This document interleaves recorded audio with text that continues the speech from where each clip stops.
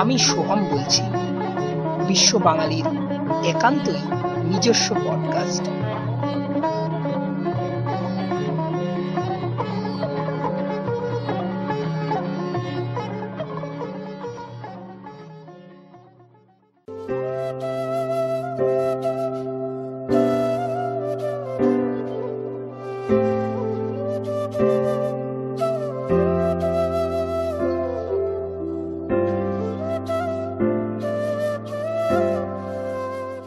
নমস্কার, আমি সোহম বলছি। বিশ্ব বাঙালির একান্তই নিজস্ব পডকাস্টের দ্বিতীয় সিজনে আপনাদের স্বাগত। আন্তর্জাতিক মাতৃভাষা দিবস। বাংলা ভাষা আমাদের অত্যন্ত গর্বের, তাই আজ আমরা আলোচনা করব বাংলা ভাষা নিয়ে। আর সেই নিয়ে আলোচনা করতেই আজ আমরা আমাদের মধ্যে পেয়ে গেছি বিশিষ্ট চিত্রনাট্যকার এবং চলচ্চিত্রকার দেবারতী ভৌমিককে। দিদি, সাহিত্য মানে তো লেখা, কিন্তু সব লেখাই তো আর সাহিত্য নয়। তো আপনার কোন সময় মনে হলো, বা আপনি কবে থেকে লেখা শুরু করেছেন, এবং কোন সময় গিয়ে আপনার মনে হলো যে আপনার লেখাগুলো এবার সাহিত্য হয়ে উঠছে? দেখো সোহম, সাহিত্য শব্দটা না ভার অনেক আর কি। তো সাহিত্য বলতে আমরা যেটা বুঝি যে সময়ে লেখাটা হয়েছে, শুধু সেই সময় নয়, তার অনেক পরেও সেই লেখাটা আমাদের কাছে একটা ভালো লাগার জন্য হতে পারে। একটা মানে যে অনুভূতিটা, যে রসাস্বাদনটা আমরা করতে চেয়েছি, সেটা আমরা করতে পেরেছি তখন গিয়েও। তো সেই জায়গাটায় দাঁড়িয়ে আমার যেটা মনে হয় যে আমি তো খুব কম দিনই লেখা শুরু করেছি। তো আমার লেখা এখনো পর্যন্ত মানে সাহিত্য হয়ে ওঠেনি, প্রথম কথা আমি বলবো। দ্বিতীয়ত বলবো, দেখো আমার যে লেখা যে পাঠকের কাছে যেটা পৌঁছেছে, যেটা আমি পাঠকের কাছে নিয়ে যেতে পেরেছি, সেটাকে আমার যেটা মনে হয়েছে যে আমি আমার মনের অনুভূতিটা বা আমার যেটা প্রশ্ন রয়েছে, আমার যেটা ভাবনা চিন্তা রয়েছে, সেটাকে খুব ক্রিয়েটিভলি আমি প্রকাশ করেছি লেখার মাধ্যমে, এবং সেটা মানুষ হয়তো ভালোভাবে নিয়েছেন। কিন্তু তার মানে এই নয় যে আমি সাহিত্যিক হয়ে উঠেছি। আমি তো সবে যাত্রা শুরু করলাম, এত তাড়াতাড়ি কি আর এতটা পথ পেরোতে পারি? আমি এখনো একদমই সাহিত্যিক নই, তবে লেখাটা নিয়ে চর্চা করছি, এবং আমি চাই যেন ভবিষ্যতে যে সাহিত্যের পরিসরে যে বড় বড় নাম রয়েছে, তাদের সঙ্গে কোনোদিন হয়তো আমার একটা মনের মধ্যে আশা আছে যে হয়তো কোনোদিন তাদের সঙ্গে আমার নামটাও উচ্চারিত হবে। সেই দিনগুলোর কথায় যদি আসি, আপনি যখন পড়াশোনার সময় ধরলাম, যখন স্কুলে পড়ছেন বা কলেজে পড়ছেন, আপনি মূলত কি ধরনের বই পড়তে ভালোবাসতেন? এবং এই যে একটা কথা আমরা বলি গ্রন্থকিট বা বুক ওয়ার্ম, আপনি কি সেই তথাকথিত গ্রন্থকিট ছিলেন? আর কোন ধরনের বই আপনি বেশি পড়তে ভালোবাসতেন? সেটা কি দেশীয় সাহিত্য না বিদেশি সাহিত্য? সোম, আমরা যে সময়টায় বড় হয়েছি না, তো সেই সময়টায় তো মোবাইল ফোনের একদমই প্রচলন ছিল না। তো আমি মোটামুটিও তাও বলবো যে যখন আস্তে আস্তে একটু একটু করে আমাদের বাড়িতে, আমাদের সাধারণ মধ্যবিত্ত ঘরে কম্পিউটার ঢুকতে শুরু করেছে, সেই কম্পিউটারে মূলত আমাদের পড়াশোনার কাজই বেশিরভাগ হতো। তো আমি নিজেকে বই পোকা যদিও বা না বলি, হ্যাঁ বই পোকা সব বই পড়তে ভালোবাসা। আমি কিন্তু পড়ার বই খুব একটা ভালোবাসতাম না, আমি গল্পের বই খুব ভালোবাসতাম পড়তে। তো আমি সব রকমেরই গল্পের বই পড়তাম এবং পড়তে ভালো লাগতো। প্রবন্ধ কোনোদিন ছুঁয়েও দেখতাম না, কারণ ওটা একদমই মানে আমার মনে হতো না যে আমার ভালো লাগে। বরং ঘুম পাওয়ার হলে আমি প্রবন্ধ পড়তাম, কারণ পড়ার পরে ঘুমটা এসে যেত। তো আর রইল দেশীয় বা বিদেশি সাহিত্যের কথা, আমি মোটামুটি সবই পড়েছি, সবকিছুই পড়তাম, যাই ভালো লাগতো সেটা পড়তাম। কিন্তু হ্যাঁ, আবার বলবো, হ্যারি পটার পড়িনি, এবং আমাকে খুব একটা আকর্ষণও করেনি হ্যারি পটার। তো আমি এমনিতে মানে দেশীয় যে সাহিত্য, তার মধ্যে ধরো গোয়েন্দা চরিত্র, যেমন ব্যোমকেশ বক্সী, যেমন ভূতাকেশী, বরদাচরণ, মানে আমি অনেক বেশি না একটু ওই ঘরানাটা একটু আমার কাছে ভালো লাগতো, যে ঘরানাটাকে নর্মাল সাহিত্যের পরিসরে ধরা হয় না। এখানে আমার যেটা খুব আপনার কথার থেকে যেটা আমার একটা কথা মাথায় এলো, প্রশ্নটা যে হ্যারি পটারের কথাটা যেটা বললেন, যে আমাদের, হ্যাঁ সেটা একটা সাহিত্য, অবশ্যই সাহিত্য, কিন্তু হ্যারি পটার পর্যন্ত আমাদের তো যাওয়ার দরকার নেই। আমার যেটা মনে হয় যে আমাদের অ্যাভেঞ্জার্স, মার্ভেল, ডিসি যাওয়া কি দরকার? আমাদের তো নিজস্ব সুপার হিরো গুপি বাগা রয়েছে। আছে, একদমই আছে তাই। এবং মানে সেইটা থাকার পরে সেই আমার মানে সত্যি কথা বলতে আমি কোনো হ্যারি পটার বিরোধী নই, কারণ আমি জানি বহু মানুষ সেটার ফ্যান এবং তারা পাগলের মতো ফ্যান। কিন্তু আমার সত্যি কথা বলতে খুব একটা হ্যারি পটার আমাকে খুব একটা আকর্ষণ করেনি। তবে আমি তাই বলে বিদেশি সাহিত্য পড়িনি, আমি বহু কিছু পড়েছি এবং মানে জেন অস্টেন, জর্জ অরওয়েল, আমিও কিন্তু হ্যারি পটারের পড়িনি। George Orwell, Jane Austen, Charles Dickens, আমি অনেক কিছু পড়েছি। হ্যাঁ, শেক্সপিয়ার পড়তে বাধ্য হয়েছি, পড়িনি, পড়তে বাধ্য হয়েছি, কারণ ওটা আমাদের আবার সিলেবাসে ছিল। তো আদারওয়াইজ মানে ওটা এতটাই কঠিন এবং এতটাই একটা মানে ভাস্ট একটা লিটারেচারের নিজস্ব একটা যেন ঘরানা, তো আমার মানে সেই জায়গাটা মনে হয়েছে যে মানে ওটা ওই পড়ার বইটুকুতেই সীমাবদ্ধ থাকুক। বাকি তো আমি তোমাকে বললামই যে কি ধরনের মানে বাংলা কি ধরনের সাহিত্য আমি পড়েছি, এবং সুনীল গঙ্গোপাধ্যায় থেকে শুরু করে সব রকমেরই আমি মোটামুটি পড়তাম। আর একটা জিনিস যেটা আমি মানে বলবো, সেটা হচ্ছে যে যখন ওই একটু বড় হয়ে গেলাম, ওই কৈশোরটা পেরিয়ে গেলাম, তো তখন একটা জিনিস হতো, আমাদের বাড়িতে ওই পূজাবার্ষিকী আসতো বিভিন্ন রকমের, আমার বাবা ওরকম পূজাবার্ষিকী নিয়ে আসতেন। পূজাবার্ষিকীর সময় তখন তো আনন্দমেলা, আনন্দলোক এগুলোই খুব বেশি প্রচলিত ছিল। তো আমার খুব ইচ্ছা করতো ওই আনন্দলোক কিংবা দেশ এগুলো পড়ার। তো ওইগুলো পড়বার তখনও পর্যন্ত বাড়িতে অনুমতি ছিল না, কারণ ওগুলোতে বেশিরভাগই সিনেমার কথা, তারপর এই ধরনের গল্প বেরোতো। কিন্তু ওই আনন্দলোক বা ওই জায়গাগুলো আমি না লুকিয়ে লুকিয়ে পড়তাম সব। কেন জানো? কারণ ওখানে বেশ কিছু গল্প বেরোতো, যে গল্পগুলো যেমন ধরো আমি একটা বলবো যে রূপক সাহা, যিনি সাংবাদিক ছিলেন, ওনার যে গল্প বেরোতে, মানে ওই গল্পগুলোর আমি খুব বোকা ছিলাম। ওই ধরনের যে উনি মানে অপরাধমূলক, অপরাধ জগতের যে কাহিনীগুলো লিখতেন, মানে সেই সময় আমাদের, সেই সময় আজকের দিনে আমরা তো অনেক অ্যাডভান্স হয়ে গেছি, ইন্টারনেট এসে গেছে, আমরা অনেক কিছু জেনে গেছি, কিন্তু সেই সময় যে ওইগুলো পড়তে যে কি ভালো লাগতো, মানে কি মানে গোগ্রাসে গেলার মতো করে যেন ওগুলো পড়তাম। কিন্তু তখন তো ওগুলো আমাদের কাছে নিষিদ্ধ বই ছিল, কারণ আমাদের অনুমতি ছিল না যে ওই ক্লাস 8-9 পড়তে আমি ওই বইগুলো পড়তে পারি। তো এটা একটা আমার অভিজ্ঞতা এরকম ছিল আর কি। আপনার কাছে এপার বাংলা আর ওপার বাংলা, এই দুই বাংলার সাহিত্যের মধ্যে তফাৎটা কি? দেখো, আগে এপার বাংলা আর একটা ওপার বাংলার মানে অর্থাৎ পশ্চিমবঙ্গ এবং বাংলাদেশের সাহিত্যের মধ্যে বেশ অনেকটাই ফারাক রয়েছে। তার কারণ হচ্ছে যে বাংলাদেশের যে সাহিত্যটা আমরা দেখতে পাই, সেটা একটা সময়ের মধ্যে দিয়ে এসেছে। সেই সময়টা হচ্ছে যে ওটা মানে একটা মুক্তিযুদ্ধ, ভাষা আন্দোলন, এই সমস্ত সময়গুলোকে একটা রাষ্ট্রের গঠন, সেই সময়গুলোর মধ্যে দিয়ে এসেছে, এবং যার ফলে যার প্রভাবটা সাহিত্যের মধ্যেও পড়েছে, মানে ওদের সেই সাহিত্যের মধ্যেও পড়েছে। যেমন আমি যদি একটা উদাহরণ দিয়ে বলি যে হুমায়ুন আহমেদের যদি আমি উদাহরণ দিই, তো হুমায়ুন আহমেদের যে রচনাগুলো আমরা দেখি, তার মধ্যে আমরা খুব বেশি করে এই মানে ভাষা আন্দোলনের বা এই যে মুক্তিযুদ্ধের এর প্রভাবটা দেখতে পাই। মধ্যবিত্ত মানুষের যে লাইফটা, সেটাও আমরা খুব বেশি করে ওনার লেখাতে দেখতে পাই। আবার আমরা যদি দেখি যে কবি শামসুর রহমানের যদি দেখি আমরা, তো শামসুর রহমানের উদাহরণ যদি আমি তোমাকে বলি, তাহলে সেখানে আমরা দেখতে পাই যে যে দেশীয় যে রাজনীতিটা বা ধর্মীয় যে রাজনীতিটা, সেটা অনেক বেশি করে ওনার কবিতাতে প্রকাশ পেয়েছে। এবার এই জিনিসটা কি তাহলে পশ্চিমবঙ্গের ইয়েতে নেই, সাহিত্যে নেই? না, এই পশ্চিমবঙ্গের সাহিত্যেও আছে, কিন্তু যেহেতু রাজনৈতিক পরিবেশটা দুটো দেশের আলাদা আলাদা ছিল, অর্থাৎ পশ্চিমবঙ্গ প্রথম থেকেই ভারতবর্ষের অঙ্গ হিসেবেই ছিল, সেটা কোনোদিনও নতুন করে মানে রাষ্ট্র গঠনের মধ্যে দিয়ে আসেনি। তো তার যে রাজনীতি, তার সেই রাজনীতির প্রভাবটা হচ্ছে আভ্যন্তরীণ যে রাজনীতির প্রভাবটা, সেটা অর্থাৎ আমরা যখন মানে কংগ্রেসের আমল, বাম আমল, নকশাল আমল এইগুলো পেরিয়েছে, সেই প্রভাবটা অনেক বেশি করে আমরা এই এখানকার লেখাতে দেখতে পেয়েছি। যেমন সুনীল গঙ্গোপাধ্যায়ের লেখা বলতে পারো, মহাশ্বেতা দেবীর লেখা বলতে পারো। তো সেইখানে আমরা এই প্রভাবটা দেখতে পেয়েছি, যে প্রভাবটা কিন্তু আমরা আবার আরেকটা জিনিসও আমরা প্রভাব পেয়েছি, যেটা যেমন হতে পারে যে আমরা যখন আমাদের যখন ৭১-এর সময় বলো বা ৪৭-এর সময় যখন দেশ ভাগ হলো, তখন যখন যে রিফিউজি ক্যাম্পগুলো গড়ে উঠলো, তারও একটা প্রভাব কিন্তু আমাদের সাহিত্যে পড়েছে।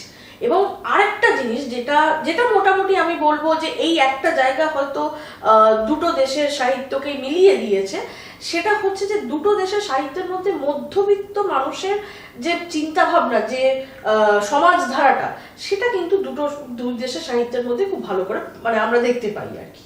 এখানে যদি সাহিত্য থেকে আমরা একটু চলচ্চিত্র কথায় আসি, তাহলে কোথাও মনে হয় যেন ঋত্বিক ঘটক সেইখানে যেন দুই বাংলাকে একটা মিলিয়ে দিয়েছে। একদম ঋত্বিক ঘটক সেই জায়গাটাকে এক করে দিয়েছে।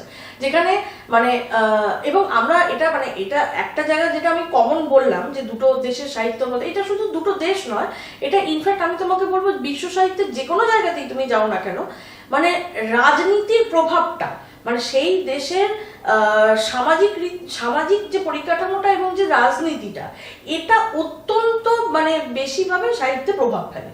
তো সাহিত্য বলো, চলচ্চিত্র বলো, যে কোনো আর্টে তার প্রভাব পড়ে। তো এই জিনিসটা কিন্তু আমরা এর ক্ষেত্রে মানে আমরা বাংলা সাহিত্যের ক্ষেত্রেই দেখেছি। এবং সেটা মানে যে এরকমও আমি দেখেছি যে ওপার বাংলার সাহিত্যিকরা এপার বাংলাকে নিয়েও লিখেছেন, আবার এপার বাংলার সাহিত্যিকরা ওপার বাংলাকে নিয়ে লিখেছেন। এখানে একটা জিনিস দিদিকে জানিয়ে রাখি যে আমি যখন স্কুলে পড়তাম তখন আমিও স্কুলে পড়াকালীন দুটো গান লিখেছিলাম এই আন্তর্জাতিক মাতৃভাষা দিবস নিয়ে। আচ্ছা, সেখানে তখন আমি এরকম একটা লাইন লিখেছিলাম, পরে আমি তো চিরকালই লিখে সবসময় আগে বাবাকে দেখাতাম। তো সেখানে আমি লিখেছিলাম যে ওপারেতে গৃহহারা মানুষ হলো দেশ ছাড়া, এ দেশেতে চলে এসে শরণার্থী হলো তারা, তবু বাংলা ভাষায় মোরা গড়েছি এ দুটি দেশ। একদম।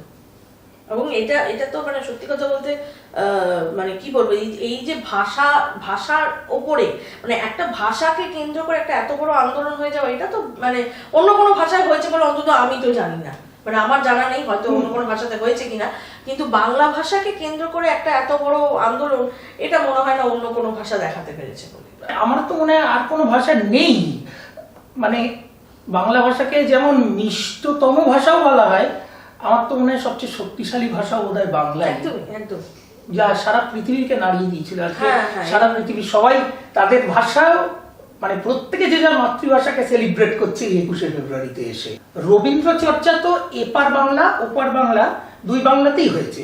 এবার রবীন্দ্র পূর্ব যুগে বঙ্কিমচন্দ্র চট্টোপাধ্যায় বা মাইকেল মধুসূদন দত্তের চর্চাও হয়েছে। এবার রবীন্দ্রোত্তর যুগে কাজী নজরুল ইসলাম বা সুকান্ত ভট্টাচার্য, এদেরকে নিয়ে কিন্তু ওপার বাংলা দেখছি যে খুব ভালো চর্চা হয়েছে, এটা ঠিক।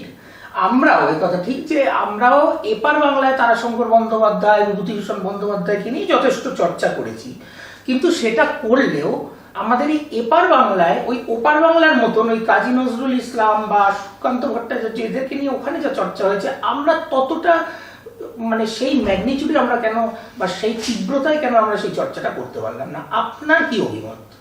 দেখো সব কথাটা তুমি ঠিকই বলেছো যে যতটা মানে কবি নজরুলকে নিয়ে যতটা আমরা মানে আমরা যতটা চর্চা করি তার অনেক বেশি চর্চা বাংলাদেশে হয়েছে। হ্যাঁ দেখো, সেটার একটা সবচেয়ে বড় কারণ উনি ওই দেশের জাতীয় কবি, এবং ওনার উপরে গবেষণা মানে নজরুল ইসলামের উপরে গবেষণা বলো বা ওনার কাব্য চর্চা বলো, ওনার সঙ্গীত চর্চা বলো, সবকিছুই একটা একাডেমিক সিলেবাসের মধ্যে দিয়ে বাংলাদেশে রয়েছে। তো সেই ক্ষেত্রে কি হয়েছে, ওনাকে নিয়ে যে চর্চাটা বা ওনার শুধু সাহিত্য চর্চা বলবো না, মানে মানুষ হিসেবে নজরুল ইসলামকে নিয়েও যে চর্চাটা হয়েছে সেটা অনেক বেশি হয়েছে। তবে সেই তুলনায় আমাদের বাংলাদেশে মানে আমাদের এখানে অনেকটাই কম হয়েছে। দেখো, তার একটা বড় কারণ যেটা আমার মনে হয়, আজকে আমরা রবীন্দ্র উত্তর যুগ যেটাকে বলি, সেই যুগেও তো দেখো মানে রবীন্দ্রনাথের যে সাহিত্য প্রতিভাটা, রবীন্দ্রনাথের যে সাহিত্য চর্চাটা, সেটা তো আজও আমরা বাঙালি করে যাচ্ছি না। মানে উনি তো মানে এভাবে এরকম হয়নি যে না রবীন্দ্র যুগটা এবার শেষ হয়ে গেছে আর এখানে কেউ রবীন্দ্রনাথকে নিয়ে আলোচনা করে না, সেরকম তো আজও আমরা সেই জায়গায় এসে পৌঁছতে পারিনি। আজও আমাদের কাছে বাংলা সাহিত্যের একটা স্তম্ভ উনি রয়ে গেছেন, সবসময় বোধহয় সমকালীন, মানে যেটা আমরা এত সমকালীন মানে লেখক লেখিকা এবং মানে সাহিত্যিক উঠে এসেছেন, তারপরেও কিন্তু ওনার সেই জায়গাটাকে আমরা কেউ কোনোদিনই নিতে পারিনি। হয়তো আমার মনে হয় না আগামী ভবিষ্যতে কোনো প্রজন্মই সেটা নিতে পারবে বলে। কিন্তু আমার একটা জিনিস যেটা মনে হয়েছে যে আজকে এই নজরুল ইসলামের বলো বা সুকান্ত ভট্টাচার্যের বলো, সুকান্ত ভট্টাচার্যের ক্ষেত্রে আমার যেটা মনে হয় যে উনি অনেক বেশি মানে ওনার যে কাব্য যেটা ছিল সেটাকে আমরা যদি জীবনানন্দের সঙ্গে মানে একটা জায়গাতে কল্পনা করি, তাহলে সেই দুটো জায়গায় দুটো কাব্যরস একদম আলাদা, মানে তার রসস্বাদনটাই পুরোপুরি আলাদা হয়। তো সেই জায়গায় একটা তুমি বলতে পারো যে যিনি পড়ছেন, যিনি পাঠক, তার ক্ষেত্রে একটা দ্বিধা চলে আসছে, কারণ উনি অনেক বেশি মানে সুকান্ত অনেক বেশি বাম মনস্ক ছিলেন, ওনার লেখার মধ্যে দিয়ে অনেক বেশি আমরা রিয়ালিটি বা বাস্তব যে চিত্রটা সেটাকে দেখতে পেয়েছি। তো আমার মনে হয় হয়তো সেই কারণে এই দুজন যা তুমি নাম করলে তারা হয়তো কিছুটা মানে পিছিয়ে রয়েছেন অন্যান্য সাহিত্যিকদের তুলনায়। তবে তাও আমি বলবো যে নজরুল ইসলামকে নিয়ে আমি জানি না এটা তুমি জানো কিনা, আমি রিসেন্টলি নজরুল গবেষণার উপরে কিছু একটি বই পড়েছিলাম। বইটি এই সময়কার আধুনিক এই সময়কার একজন বেশ প্রখ্যাত সাহিত্যিক, ওনার নাম বিনোদ ঘোষাল, উনি লিখেছেন। হ্যাঁ, বিনোদ ঘোষালের কে বাজায় বাঁশি, তো তার 3টে খণ্ডে বইটা বেরিয়েছে, যেখানে উনি নজরুলকে নিয়ে একটা গবেষণা করেছেন। তো সেই জায়গা থেকে দেখতে গেলে সেই বইটাকে যদি আমরা সাহিত্য চর্চার জন্য বেছে নিই, এবং অনেক মানুষ সেটাকে বেছে নিয়েছেন, তো সেক্ষেত্রে কিন্তু আমরা তুমি যে তোমার যে প্রশ্নটা মনে হয়েছে যে ভারতবর্ষ বা রাদার বলবো যে পশ্চিমবঙ্গ কেন এতটা নজরুলকে নিয়ে গবেষণা করেনি বা নজরুলকে নিয়ে চর্চাটা করেনি, তাহলে সেটা অনেকটা ঘাটতি তার পূরণ করছে কিন্তু এই বইটা। তো এই মানে উনি শুধু যে আমাদের মধ্যে শুধু সঙ্গীত চর্চা দিয়ে যে নেই, ওনাকে নিয়েও যে গবেষণা করা যেতে পারে এবং গবেষণা করলে তার কি কি মানে সেখান থেকে আমরা কি কি জানতে পারি, সেই বিষয়টা উনি বলেছেন এই বইটার মধ্যে। তো আমার মনে হয় মানে এই বইটা তো আমি রেকমেন্ড করবোই অবশ্যই। দিদি, আবার একটা অন্যরকম প্রশ্ন করছি যে বর্তমান যুগে সাহিত্য চর্চাতেও অনেক পরিবর্তন এসেছে। এখন তার মধ্যে এআই বা কৃত্রিম বুদ্ধিমত্তার অনুপ্রবেশ ঘটেছে, বাজারে সব ঘোস্ট রাইটিং এজেন্সিরা চলে এসেছে। এখন কাউকে সাহিত্যিক হতে হয় না, কন্টেন্ট থাকলেই হলো, বাকি কাজটা হয় এআই করে দিচ্ছে, না ঘোস্ট রাইটাররা করে দিচ্ছেন। তাহলে একজন সাহিত্যিক, এই কথাটা আপনাকে বলছি কারণ হচ্ছে একজন সাহিত্যিক হিসেবে, সাহিত্যিক এই জন্য বলা কারণ চিত্রনাট্যটাও একটা সাহিত্যের অঙ্গ, সেই জন্যই আমি বললাম একজন সাহিত্যিক হিসেবে, একজন চিত্রনাট্যকারী হিসেবে, যেটাই বলা যেতে পারে, এবং একজন চলচ্চিত্রকার হিসেবে এই ব্যাপারটাকে আপনি কিভাবে দেখছেন? তোমার এই প্রশ্নের সমান দুটো উত্তর আছে, ঠিক আছে? দুটো উত্তর কেন বলছি, যে এই যে ঘোস্ট রাইটিং এর বিষয়টা তুমি বললে, যেটাকে আমরা বকলম সাহিত্যিক বলি, এটা কিন্তু আজকের নয়। বকলম সাহিত্য কিন্তু আজকের নয়। বকলম সাহিত্য আমরা বহু বছর থেকে দেখে এসেছি, এবং এরকমও হয়েছে যে কখনো কখনো মানে স্বনামধন্য সাহিত্যিকদের বিরুদ্ধেও মানে তাদের নিয়েও এই কথাটা বলা হয়েছে যে এই সাহিত্য বা এই পার্টিকুলার গল্পটা বা এই পার্টিকুলার নাটক হোক বা উপন্যাস হোক, সেটা ওনাদের লেখা নয়, সেটা অন্য কারোর বকলমে লেখা। তো এই বিষয়গুলো কিন্তু মানে এই ঘোস্ট রাইটিং এর বিষয়টা কিন্তু আগেও ছিল। এবার ঘোস্ট রাইটিং এর বিষয়টা আমি বলবো যে সেখানে আমি যদি খুব চুলচের একটা বিচার করি যে দুটোর মধ্যে মানে আর্টিফিশিয়াল ইন্টেলিজেন্স এবং ঘোস্ট রাইটিং এই দুটোর মধ্যে তফাৎটা কি, তো তাহলে আমি বলবো যে আর্টিফিশিয়াল ইন্টেলিজেন্স হচ্ছে যেখানে মানে আমি যন্ত্রকে বা আমার মেশিনকে আমি ব্যবহার করছি কোনো একটা আমাকে জিনিস তৈরি একটা রেডি প্রোডাক্ট দেওয়ার জন্য। এবার সেখানে সেই রেডি প্রোডাক্টটা তার গুণগত মান আমি বলবো আজ থেকে মানে 100 বছর পরেও আমার মনে হয় যে সেই গুণগত মানটা কিন্তু কখনোই একটা মানুষের বুদ্ধিকে মানে সেটা বিট করতে পারবে না। মানে আমাদের ব্রেন যেটা চিন্তা করছে বা আমরা যেটাকে ভাষায় প্রকাশ করছি, সেই জিনিসটা এআই হয়তো আজকের এই রিলসের যুগে চট জলদি করে দিতে পারছে, কিন্তু যখনই আমি যদি আজকে এআই আর্টিফিশিয়াল ইন্টেলিজেন্সকে বলি আমাকে একটা উপন্যাস লিখে দাও, সে কি একটা উপন্যাস সত্যিই লিখে দিতে পারবে? যে উপন্যাসটা আমি বা অন্য কোনো লেখক তার নিজের মাথার থেকে বের করে এবং রাতের পর রাত ঘুম নষ্ট করে লিখবেন, সেটা কি সত্যি মেশিনের পক্ষে 10-15 মিনিটে লিখে দেওয়া সম্ভব? তুমি কি বলো, তোমার কি মনে হয়? সেটা একেবারে কখনো সম্ভব নয়। মানে যেটা দিয়ে আমি আজকে ফেসবুকে বা ইনস্টাগ্রামে রিলস বানাতে পারি সেটুকু কন্টেন্ট লিখবার জন্য এআই ঠিক আছে, কিন্তু একটা উপন্যাস, একটা নাটক বা একটা স্ক্রিপ্ট, এটা লেখা কখনোই এর পক্ষে সম্ভব নয়। মানে আমার তো মনে হয় না কোনোদিন সম্ভব হবে, কারণ মানুষের মন যতটা কমপ্লিকেটেড ভাবে এবং যতটা মানে চিন্তা ভাবনা করতে পারে, সেই চিন্তা করবার ক্ষমতা মেশিনের নেই। আর যেটা আমি বলছিলাম তোমাকে এই বকলম সাহিত্য, সেটা কিন্তু দেখো আমি যদি মানে খুব চুলচেরা বিচার করা হয়, সেক্ষেত্রে জিনিসটা হচ্ছে যে হ্যাঁ এই নাম পাওয়ার বিষয়টা হয়ে গেল, যে আমি নামটা পেয়ে গেলাম, আমার হয়ে হয়তো অন্য কেউ গল্পটা লিখে দিল, আমি নামটা পেয়ে গেলাম, কিন্তু সেটাও তো দেখো একটা কোনো না কোনো মানুষের মাথা থেকেই জিনিসটা বেরিয়ে আসছে। তো মানে একটা আমি যেটা বলতে চাইছি দুটোর মধ্যে তফাৎটা, যে আমরা আর্টিফিশিয়াল ইন্টেলিজেন্স দিয়ে যে জিনিসটা পেতে পারি, সেই জিনিসটা মানে কখনোই আমরা কোনো মানুষের থেকে সেই জিনিসটা পাবো না, তাদেরকে অনেক বেটার জিনিস আমরা পেতে পারি। তবে তোমার কথাটা একদম আমি উড়িয়ে দেবো না, মানে বলবো যে একদম যে তুমি ঠিক বলেছো, পার্শিয়ালি কারেক্ট বলবো যে এখন সত্যি এটাই হচ্ছে যে এই আর্টিফিশিয়াল ইন্টেলিজেন্স হোক বা গোস্ট রাইটিং হোক, এতেই মানুষ বড় বড় মানে নিজেদেরকে লেখক হিসেবে দাবি করছে। এবং সেরকম কিছু মানুষ মানে এখন এই যে বকলম সাহিত্যের বিষয়টা, এখনো কিছু মানুষ কিন্তু রবীন্দ্রনাথ ঠাকুরকেও বকলম সাহিত্যের ব্যাপারে অভিযুক্ত করে। একদম একদম। আমি তো তাই জন্য তুমি নাম নিলে আমি নাম নিইনি, এটুকু যা তফাৎ। আমি কিন্তু তোমাকে বললাম যে এই বকলম সাহিত্যটা কিন্তু আজকের জিনিস নয়, এটা বহুদিন থেকেই আছে আর কি। এবং আরো একটা জিনিস আছে যেটা তুমি এই আমাকে প্রশ্ন করলে না, সেটা হচ্ছে যে বকলম সাহিত্য একটা হচ্ছে, আরেকটা হচ্ছে অনুপ্রাণিত হওয়া। মানে আমরা এটা জানি যে শেক্সপিয়ারের বহু নাটক ছিল কিন্তু অনুপ্রাণিত হয়ে লেখা, ইভেন রবীন্দ্রনাথের অনেক গান কিন্তু অনুপ্রাণিত হয়ে লেখা। তো এই অনুপ্রেরণাটাকেও কি তুমি বলবে যে তারা কি তিনি অনুপ্রেরণা নিয়েছেন মানে কি তিনি সাহিত্যিক হওয়ার যোগ্য নন? তুমি কি বল, তোমার কি মনে হয়? কখনোই এটা বলা উচিত নয়, যারা বলেন তারা ভুল বলেন। হ্যাঁ একদম। কারণ অনুপ্রেরণা এক জিনিস আর যিনি মানে বকলম সাহিত্য আরেক জিনিস, দুটো কখনোই এক নয়। মানে সেই অনুকরণ আর অনুসরণ দুটোর মধ্যে তফাৎ রয়েছে। এবার একটু চলচ্চিত্রের প্রসঙ্গে যাব। তবে এই বাংলা ভাষা বা বাংলা চলচ্চিত্র নিয়ে যে আমরা আলোচনা করব, তার আগে আরেকটা প্রশ্ন আমি দিদিকে করে নিতে চাইছি যে সাহিত্য আর চলচ্চিত্র তো দুটো আলাদা মাধ্যম, শিল্প মাধ্যম। তো আপনার সাহিত্যের যাত্রাটা শুনলাম, এবার শুনতে চাই চলচ্চিত্রের যাত্রাটা কিরকম ছিল, মানে শুরুর দিকটা। আমি মোটামুটি লেখা শুরু করেছিলাম বলছি যে এই 2020 থেকে। মানে তখন আমি শুধু ওই গল্পই লিখতে পারতাম, তার বাইরে কিছু লিখতে পারতাম না। তাও সেখানে প্রচুর মানে ভুল ত্রুটি অনেক কিছুই থাকতো। যা হয় যে আমি প্র্যাকটিস করতে করতে করতে করতে কিছুটা গেছি। আমি আজও পারফেক্ট হইনি, যদিও practice makes a man perfect, but আমি এখনো পারফেক্ট হইনি। তো আমার এখনো মানে যাত্রাটা দীর্ঘ রয়ে গেছে। তো এরকমই করতে করতে হঠাৎ মানে আমি তখন চাকরি করছি। তো আমি চাকরি করতে করতে একদিন আমার মনে হলো যে এই যে আমার মাথার মধ্যে এতগুলো যে ভাবনা ঘুরে বেড়ায়, সেই ভাবনাগুলোকে আমি কোথাও তো একটা লিখে রাখি। তো এই করতে করতে আমার লেখার যাত্রাটা শুরু হয়েছে। এবার এরকম লিখতে লিখতে লিখতে লিখতে একটা সময় হঠাৎ মনে হলো যে একটা নাটক বা একটা ছবি যদি আমি লিখতাম, একটা চিত্রনাট্য যদি লিখতে পারতাম, তো তাহলে কেমন হতো। তো তখন আমার কাছে একটা, সেই সময় তখন কোভিড একদম মানে চলছে আর কি, তখন 2020 সালের খুব সম্ভবত এটা নভেম্বর ডিসেম্বর মাসে। তো আমার কাছে আমার সঙ্গে একজন পরিচালক দেখা করেন। উনি আমাকে একটা শর্ট ফিল্ম করবার মানে জন্য বলেন যে উনি একটা শর্ট ফিল্ম করতে চান, তো ওনার একটা কনসেপ্ট লাগবে।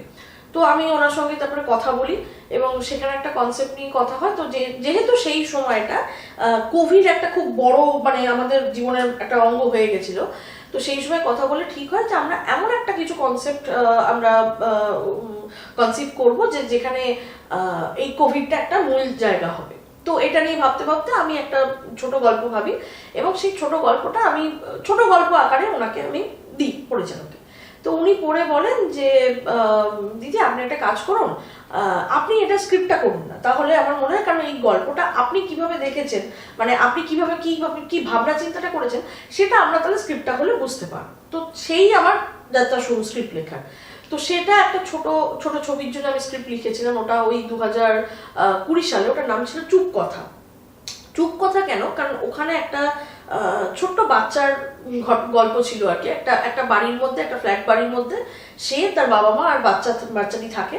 তো এবারে ওটা যেটা হয় যে কোভিড, সেই সময় তো খুব কোভিড চলছে, তো সেই সময় কেউই কোথাও বাইরে টারে যেতে পারে না। এরকম করতে করতে হঠাৎ করে একদিন বাবা, যিনি অফিস যেতেন, তিনি বাড়ি ফিরে আসার পর তার শরীর খারাপ করতে থাকে এবং তিনি বুঝতে পারেন এবং টেস্ট করানোর পর বুঝতে পারেন যে তিনি কোভিড পজিটিভ।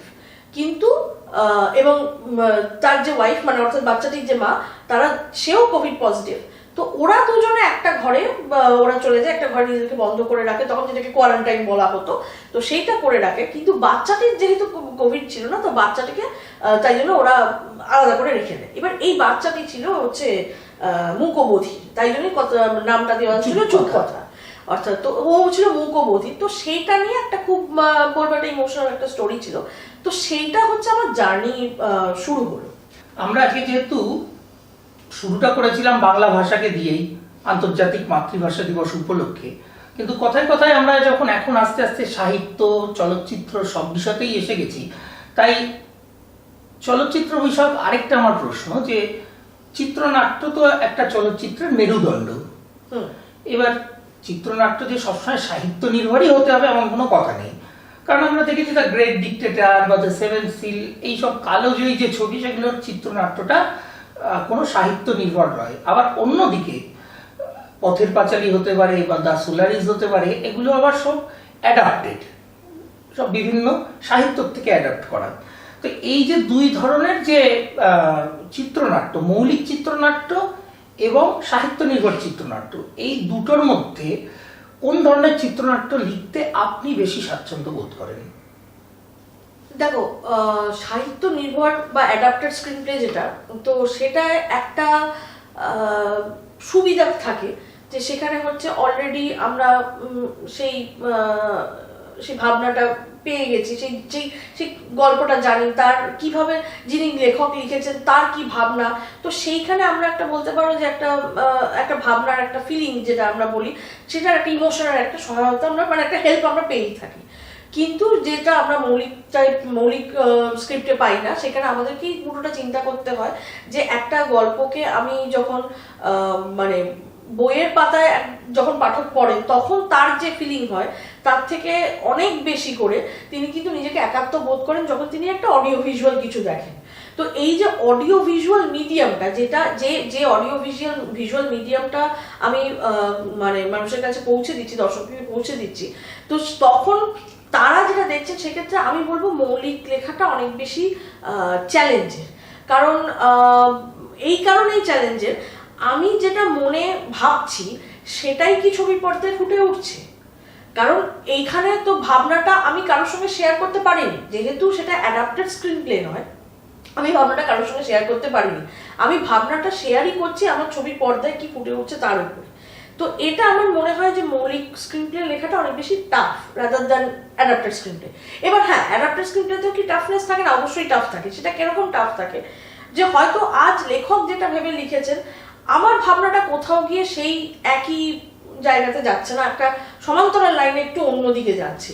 তো তখন যদি আমি সেটাকে নিয়ে একটা ছোট এক্সপেরিমেন্ট করি অ্যাজ আ ফিল্ম মেকার, যেহেতু এটা ফিল্ম মেকাররা বিভিন্ন এই ধরনের এক্সপেরিমেন্ট করেছে, তো এটা তুমি দেখবে যে ইভেন সত্যজিৎ রায় যখন নিজের ফিল্ম নিয়েও এক্সপেরিমেন্ট করেছেন, উনি কিন্তু এক্সপেরিমেন্ট কিছু কিছু জায়গায় করেছেন। যেমন আমি একটা যদি ছোট এক্সাম্পল দিই, যে সোনার কেল্লার যে গল্পটা, সোনার কেল্লার যে আমরা যদি গল্পটা পড়ি, গল্পটার যেভাবে গল্পটা উপস্থাপিত হচ্ছে সেটা কিন্তু একরকম, কিন্তু সিনেমার পর্দায় কিন্তু অনেকটাই বদলেছে। তো এইটা করে মানে আমি বলবো যে উনি মানে কেন ওনাকে সমালোচনার মুখে পড়তে হয়নি, তার কারণটা হচ্ছে যে উনি নিজেরই লেখা গল্পকে দুভাবে উপস্থাপনা করেছেন। তো ওনার কাছে দুটো ভিউ পয়েন্ট ছিল, একটা যিনি বইয়ের পাতায় উনি প্রকাশ করেছেন, একটা যেটা উনি সিনেমার পর্দায় প্রকাশ করেছেন।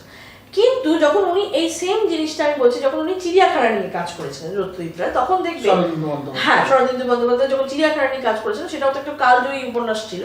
তো ওই উপন্যাসকে যখন উনি ওনার মতো করে ভিউ পয়েন্টটা দিয়েছেন, সেটা কিন্তু কিছু কিছু জায়গাতে গিয়ে মানুষের কাছে, মানুষ কিন্তু সেই জায়গাটা মেনে নেয়নি, কিছু জায়গায় গিয়ে ধাক্কা খেয়েছে। এর খুব বড় একটা এক্সাম্পল আমরা যেটা বলতে পারি, যে এই যে ধরুন এই মানে ব্যোমকেশ বক্সির যে চরিত্রটার থেকে যে চিড়িয়াখানা সিনেমাটা, তো এটা আমার মনে হয় কি মৌলিক চিত্রনাট্যের ক্ষেত্রে যিনি লিখছেন বা যিনি ছবি বানাচ্ছেন, তার কাছে এই স্বাধীনতাটা থাকে যে আমি কিভাবে ভেবেছি সেটা আমি পুরোপুরি দর্শকের কাছে ছেড়ে দিতে পারি। কিন্তু অ্যাডাপ্টেড স্ক্রিন প্লের কাছে তার সেই স্বাধীনতাটা থাকে না। তো সেটা একটা মানে চ্যালেঞ্জের বিষয় তো অবশ্যই। যেহেতু আমরা আলোচনা করছি বাংলা ভাষা নিয়ে, ভাষা দিবস নিয়ে, তো দিদির কাছে আমার একটা প্রশ্ন, যে এই 21শে ফেব্রুয়ারি বা ভাষা দিবস বা এপার বাংলা ওপার বাংলা ভাষা আন্দোলন, এই নিয়ে ভবিষ্যতে কোনো ছবি করার কি পরিকল্পনা আপনার আছে?